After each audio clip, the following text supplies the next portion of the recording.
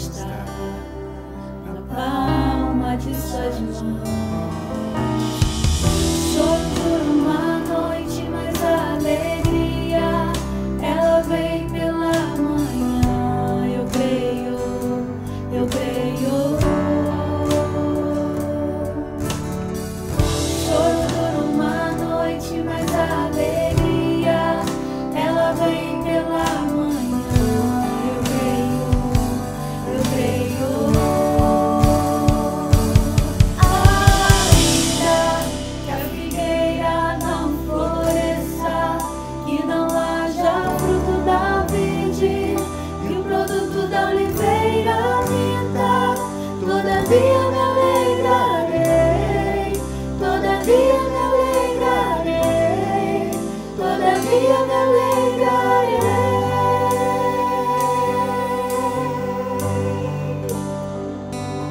Ainda que a figueira não floresça, que não haja fruto da vide, que o produto da oliveira minta, todavia me alegrarei, todavia me alegrarei, todavia me alegrarei.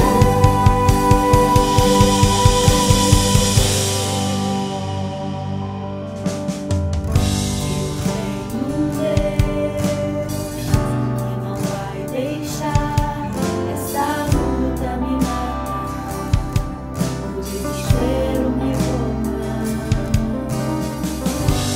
Uma expressão que seja a situação, o controle ainda está na palma de suas mãos.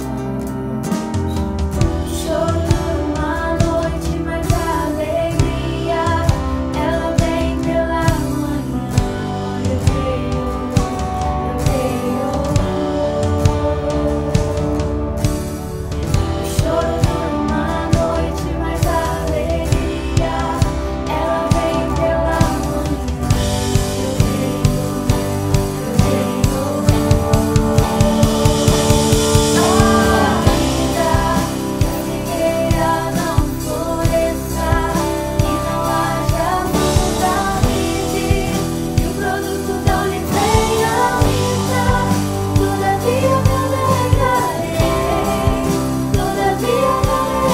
Ainda que a figueira não floresça, que não haja fruto da vide,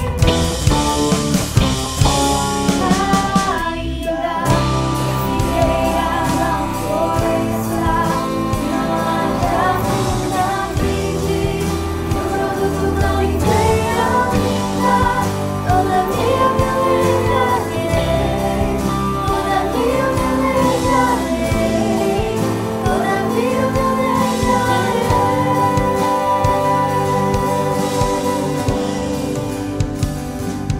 Ainda que a figueira não floresça, que não haja fruto da vide, que o produto da oliveira minta, todavia me alegrarei, todavia me alegrarei, todavia me alegrarei.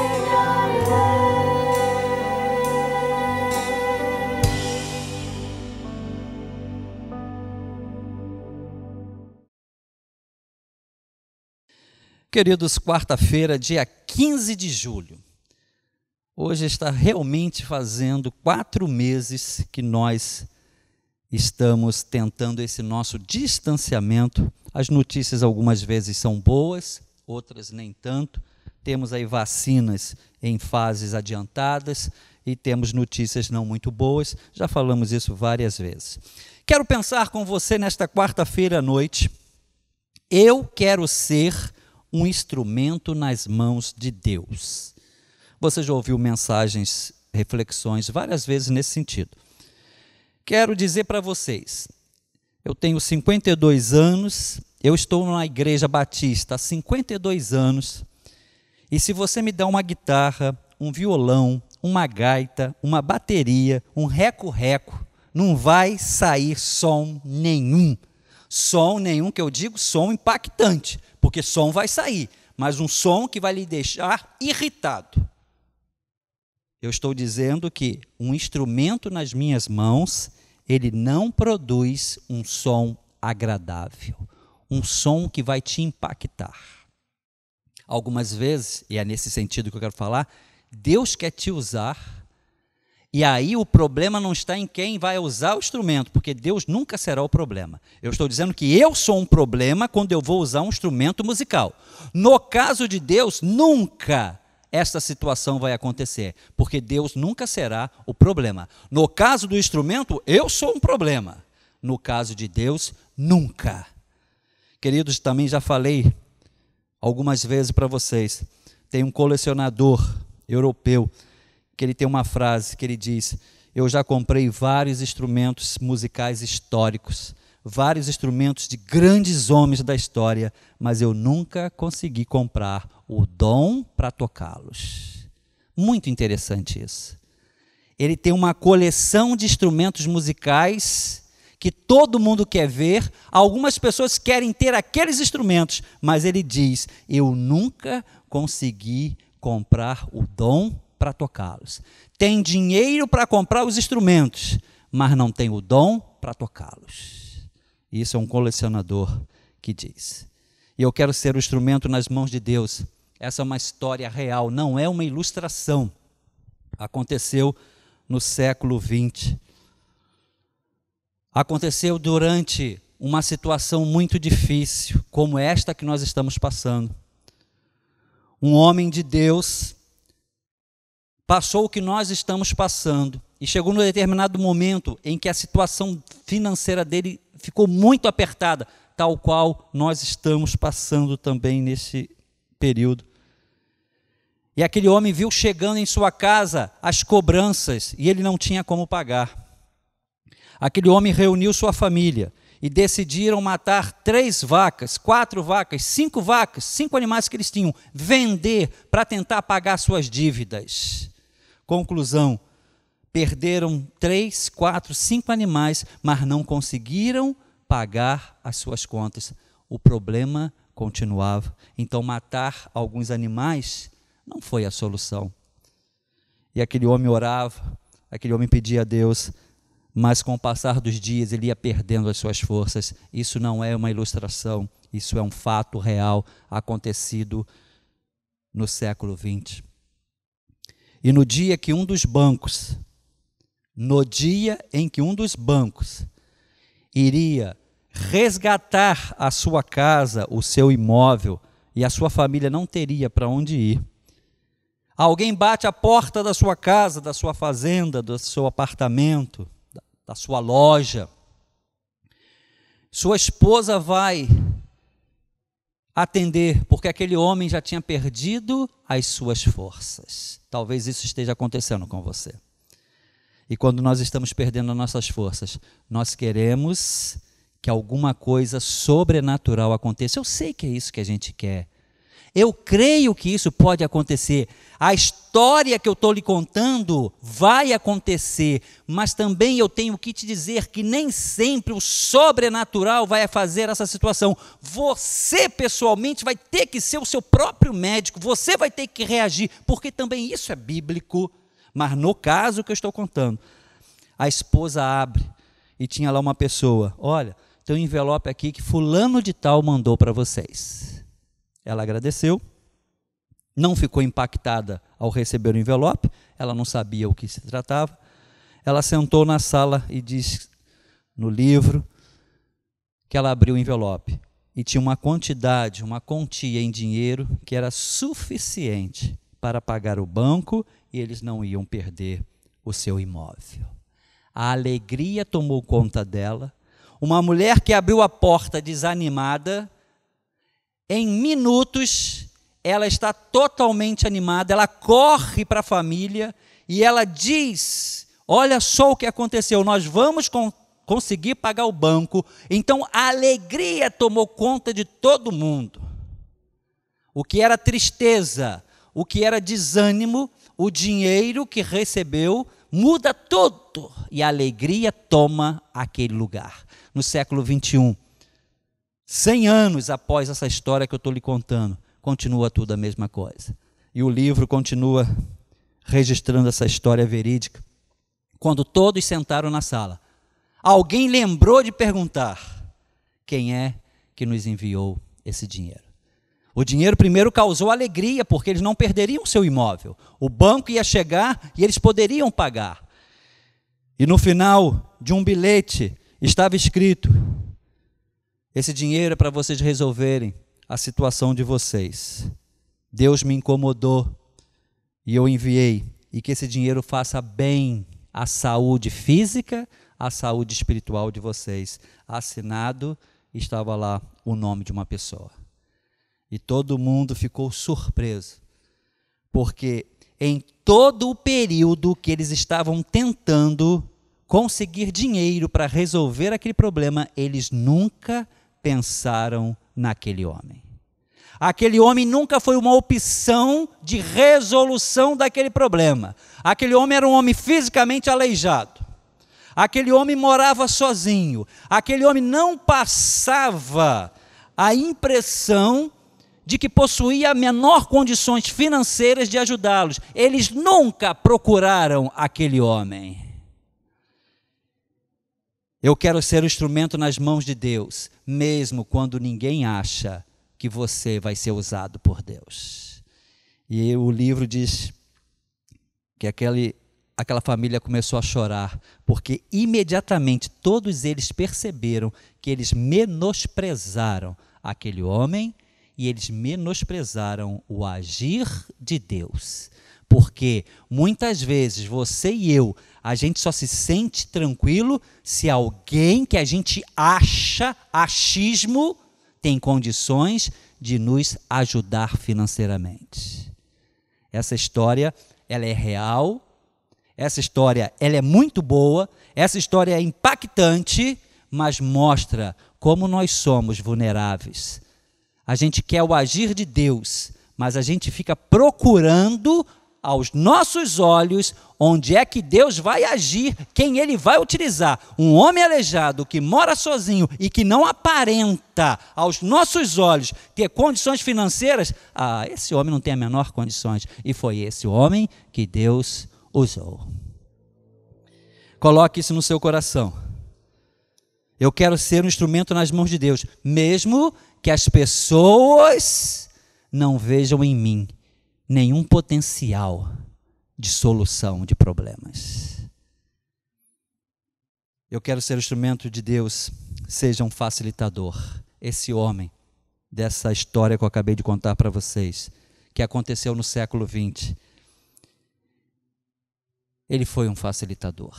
Ele facilitou a vida de pessoas que em momento algum pensaram nele, foram até a casa dele e falaram assim: você tem condições de ajudar? Nem isso eles fizeram, porque eles deduziram que aquele homem não tinha condições. Dedução humana. E aquele homem foi um facilitador. Seja um facilitador. Seja um facilitador. Eu quero ser um instrumento nas mãos de Deus, então seja um facilitador. Seja um facilitador na sua casa, seja um facilitador na sua empresa, seja um facilitador nas pessoas que você vive, na sociedade. Seja um facilitador. Como tem pessoas que parecem que saem de casa ou têm um espírito de trancar as coisas, bloquear as coisas, atrapalhar as coisas. Seja um facilitador, seja esse homem dessa história. Mesmo que ninguém lhe veja com potencial, ele foi um facilitador. E na Bíblia tem 2 textos onde 2 pessoas foram facilitadores. Abraão com Ló, Gênesis capítulo 13. Abraão levou Ló, meio que, vamos ajudá-lo. Abraão deixou que Ló ganhasse dinheiro quando estava com ele, mas chegou um momento em que os 2 não conseguiam viver juntos. Abraão tinha o poder de decisão, mas Abraão preferiu ser um facilitador. Virou para Ló e disse: escolhe. Se você for para a direita, eu vou para a esquerda. Se você for para a esquerda, eu vou para a direita. Abraão foi um facilitador. E tem uma história em 2 Reis, capítulo 5, verso 2. Uma menina é levada presa do povo de Deus para a Síria. Lá ela é colocada na casa de um comandante sírio para fazer os trabalhos de casa. E na casa que ela ficou, o dono da casa tinha poder social, tinha poder financeiro, tinha poder político. Mas você conhece a história. Esse homem era leproso. E essa menina, ela decide ser uma facilitadora. Ela avisa alguém da casa: se ele fosse ao profeta de Deus, ao homem de Deus que está em Samaria, ele seria curado. Ela estava presa na Síria, ela estava presa fazendo trabalhos de casa, na casa de uma outra pessoa, mas ela decidiu ser facilitadora na vida daquele homem. Ela poderia ser deixada: eu vou deixar me usar pelo sentimento nocivo, dana-se. Ele está doente, me trouxe presa, está aqui fazendo eu fazer trabalho para eles, quero nem saber. Não, essa menina do texto, ela preferiu ser uma facilitadora. Quantas vezes você e eu, nós podemos ser facilitadores da vida de alguém, mas deixa acontecer, o sentimento nocivo fala mais alto. Coloque isso no seu coração. Eu quero ser um instrumento nas mãos de Deus, mesmo que ninguém me veja com potencial de resolução. A história real que eu lhe contei. Seja um facilitador, Abraão com Ló e esta menina que estava presa na Síria. Eu quero ser um instrumento nas mãos de Deus. Se necessário for, se preciso for, eu vou retroceder. Queridos, nem tudo se compara. O que eu estou fazendo aqui são comparações. Fiz uma comparação com o homem do século XX, fiz uma comparação com Abraão, fiz uma comparação com uma menina, que estão 3.000 anos distante de nós.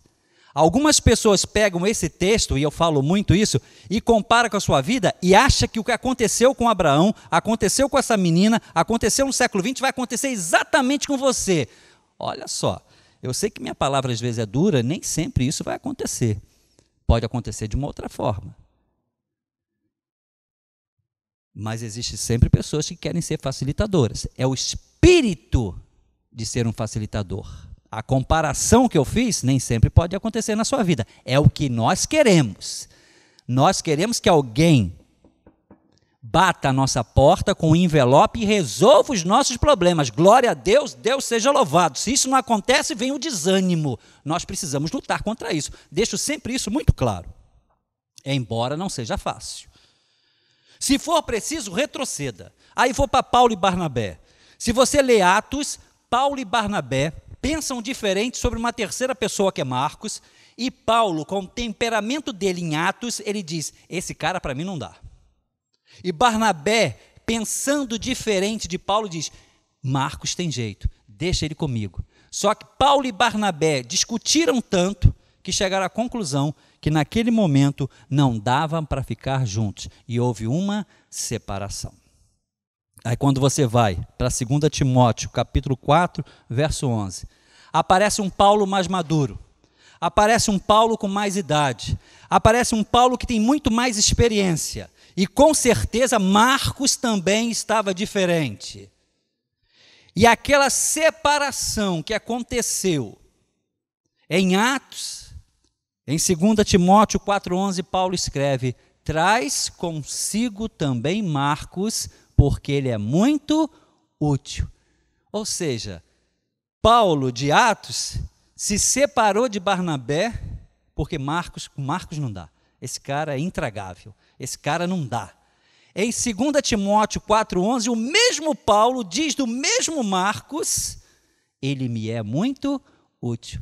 Quantas vezes alguém lhe fez alguma coisa na década de 70, na década de 80, em 2005, em 2010, e você ainda não se deixou ser usado nas mãos de Deus para retroceder nos seus sentimentos, e é isso que Paulo me ensina. Eu vou ser instrumento nas mãos de Deus, então eu vou retroceder, porque o cara que eu não queria em Atos, ele me é agora em Timóteo muito útil. Eu fico vendo pessoas: em 1970 esse cara disse isso é um safado. Ele disse em 1970. Nós estamos há 50 anos. Será que essa pessoa não pode ter mudado? Nós fazemos algumas comparações e que não cabe a comparação. O que você falou no ano passado, você já deve estar pensando diferente, mas as pessoas não perdoam isso.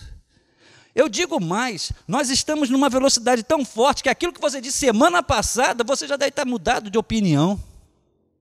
E esse é um tema que eu não vou ficar discorrendo aqui, entrando na área da política. Todo dia tem alguém jogando na cara de alguém porque ela tomou uma decisão há 2 anos atrás, como se a pessoa não pudesse tomar uma decisão há 2 anos atrás e hoje pensar diferente, para os dois lados. Mas as pessoas não pensam assim, mas é isso que eu quero falar para você, que é ser um instrumento nas mãos de Deus, seja um facilitador. E se precisar, retroceda. Paulo, ele percebeu que aquilo que ele fez em Atos, naquele momento, era o que ele queria, naquele momento talvez foi o melhor, a separação. Mas anos depois, para que ficar separado se Marcos é útil? Marcos melhorou e eu também. Para que manter a separação? Ah, queridos, quer ser usado por Deus, se for necessário, retroceda. E para a gente finalizar, nesta quarta-feira, dia 15 de julho, eu quero ser um instrumento nas mãos de Deus, seja um facilitador. História real que eu lhe contei, mesmo que as pessoas não veem em você como potencial para a solução do problema. Se for preciso, retroceda, aprendemos com Paulo. E terceiro ensinamento, Jó, capítulo 40, não perca tempo discutindo. Não perca tempo discutindo com pessoas e não perca tempo discutindo com Deus. No caso de Jó 40, Jó está discutindo com Deus. Terceiro ensinamento, eu quero ser instrumento nas mãos de Deus. Não perca tempo discutindo com pessoas ou discutindo com Deus. Conversar, dialogar, perguntar, argumentar, isso sempre. Discussão com voz alta, todo mundo falando ao mesmo tempo, sem ninguém respeitar a posição dos outros, isso não leva a lugar nenhum positivo. Pelo contrário, é só ladeira abaixo. Já falei na minha igreja, já falei aqui em alguns cultos. Estava em determinado lugar e tinha pelo menos uns 5, 6, 7 homens discutindo, eles não estavam conversando sobre a numeração das delegacias do Rio de Janeiro. E eu fiquei pensando, qual o valor do conteúdo para mim? Nenhum. O dia que eu sentar com você, amigo, 35ª, 36ª, 33ª, 31ª, e a 25, e a 24ª. Isso não tem sentido para mim, mas para aqueles homens tinham. Ou pelo menos eu acho isso.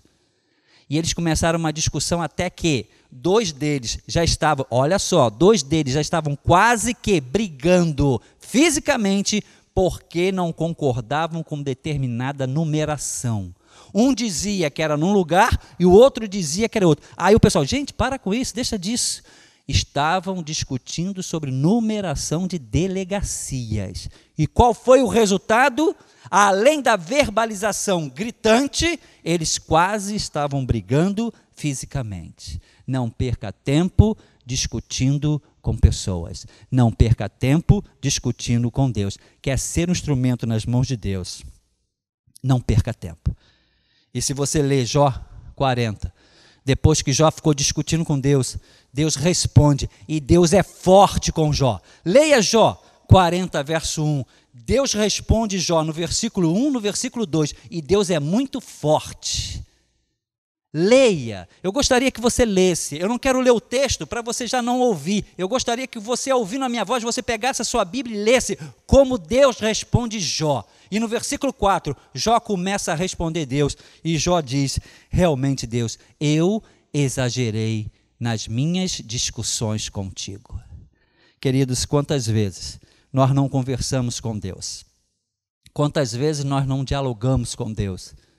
Quantas vezes a gente não quer entender a vontade de Deus? Nós queremos discutir com Deus.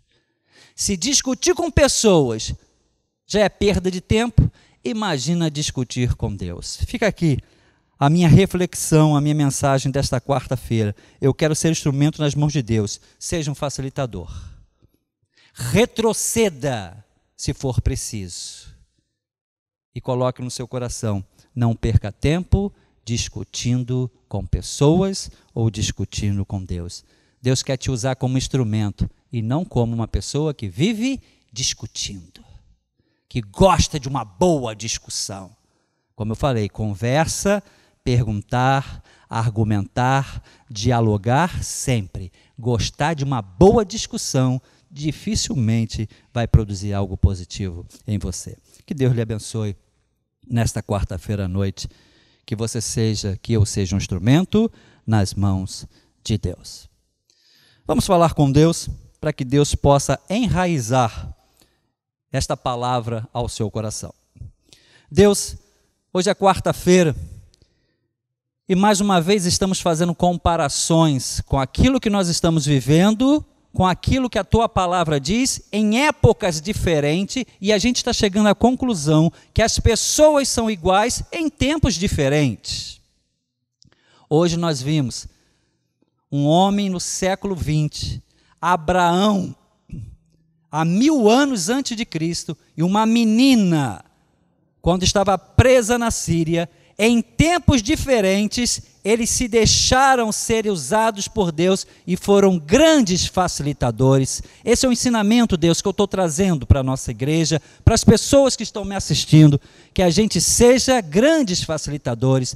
Deus, depois eu fui para o 1º século, peguei um texto onde Paulo e Barnabé, 2 crentes, eles discutem por conta de uma terceira pessoa, e é tão grave a discussão que cada um vai para um lado, eles se separam.